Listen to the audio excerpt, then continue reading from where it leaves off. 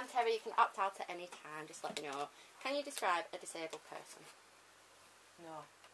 You can't describe a disabled person because everybody's disabled in their own right. And often disability is something which is invisible. It's more the visible disabilities that people are aware of rather than the invisible ones. When you ask somebody to describe a disability, they would think of somebody as a wheelchair user, but what of somebody who's disabled inside? Everybody's disabled in one way or another, aren't they? Yeah. Yeah, I agree. Really difficult to define there. Are you aware of any barriers faced by disabled people? Many. Oh, yes. Thousands. Yeah. I think there's barriers in every corner that you come across. Yeah. Society is full of barriers, particularly for disabled people, whether it be access to particular services or accessing public transport. I think one big barrier is people. Go on, that's one big point. Yeah, is people's attitudes and people's perceptions as well. They look upon people that are wheelchair users as unable to be able to do things when that's totally and utterly wrong. Yeah. Before 1991, Blackburn College had a separate teaching facility for students with a disability. How do you feel about this? That's the way that society was back then. I think it depends. I watched a really interesting documentary where children with autism were educated in a specific centre. I think it depends upon the severity and the actual disability.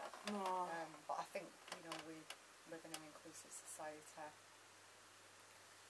I think the only way we are... We aim to live in an inclusive society. I think the only way we are going to have an inclusive society is by allowing everybody to work together and in partnership, regardless of their ability or disability. But if you'd have watched this documentary, you'd understand where I'm coming from.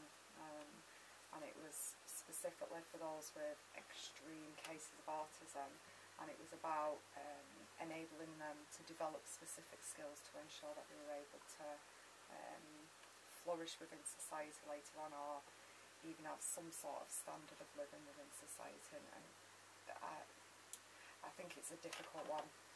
It is a very difficult one, actually. Yeah, I'd agree, because everybody's got some sort of autistic tendency as well. But when people have severe autism, it's really hard for them to be able to socialise in a peer group, isn't it, of a similar age? Yeah, so I think it depends upon the severity of the disability. Yeah.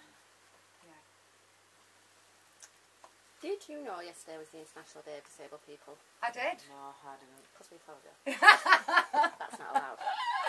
For the tape, she did not know beforehand. No, I didn't. I didn't. Alison Martland and the students fully informed me. And I did go onto Twitter last night to actually find out if it was something that was advertised. And no, it isn't advertised. I think I found one tweet in relation to that. And I think it's, something that should be advertised, particularly within this centre as well.